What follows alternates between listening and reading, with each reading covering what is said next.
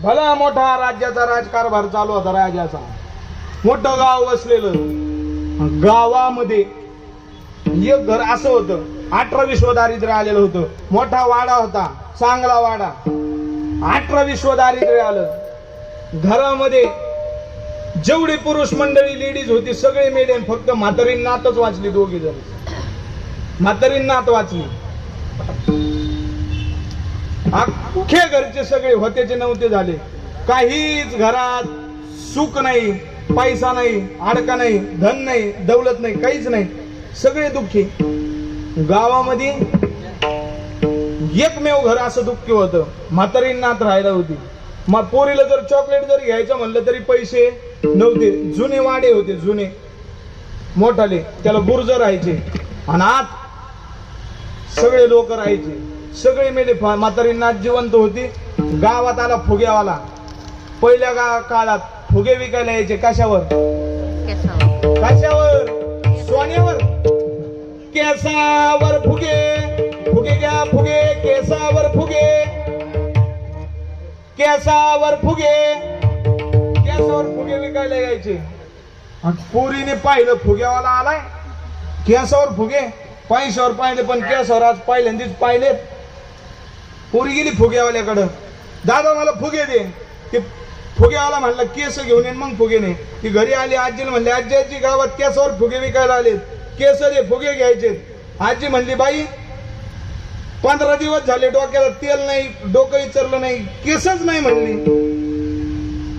एक सुद्धा केसाची बट सापडाना. आजी म्हणली थांब. जुन्या काळात वाडे राहायचे आणि चिरबंदी दगडाचे होते. 2 दगडाच्या मध्ये खिरपाळ राहायची. खिरपाळ म्हणते त्याला आमच्या नगरी भाषेत. मध्ये केसाच्या बटी, केस इचरले की बुचडे त्याच्यात राहायचे केसाची.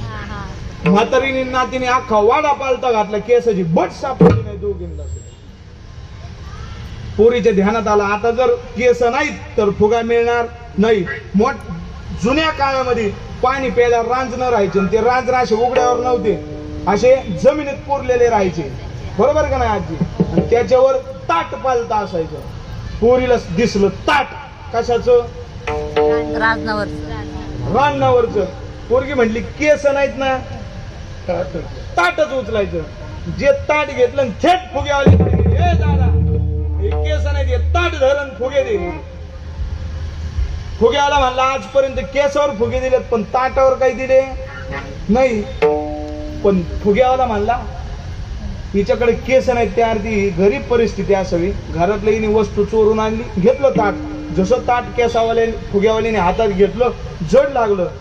तो पारखी होता, रत्न पारखी होता. त्याने खालचा खडा उचलला आणि अशी रेग मारली. कशावर? ताटावर. ते ताटावर रेग मारली. ते ताट दुसरं तांब्याचं पितळाचं नव्हतं, 5 किलो सोन्याचं होतं. 5 किलो सोन्याचं. मात्रे बाबा हे 5 किलो ताट जर मारलं लोकांच्या हाताला लागलं तर हा वरडायची सुद्धा नाही, सांगायची सुद्धा नाही. विठ्ठल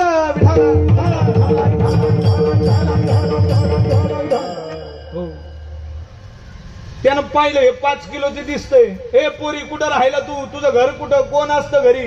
पोरगी म्हणली घरी कोणीच नसतं, सगळे मेलेत, फक्त मी ना माझी आजी जिवंत आहे. राहायला कुठं? तो तिकडं कोपऱ्यात वाडा आहे, चल तुझ्या आजीकडं. आजीकडं फुग्यावाला पोरगी आजीकडे गेली.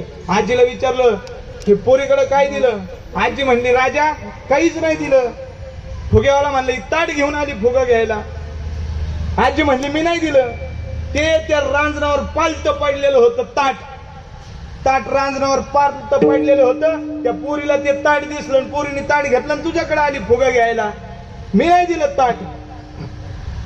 फुग्यावाला म्हणतो आजी अहो हे तांब्याचं पितळाचं काशाचं नाही, हे ताट हे 5 किलो सोन्याचं ताट आहे.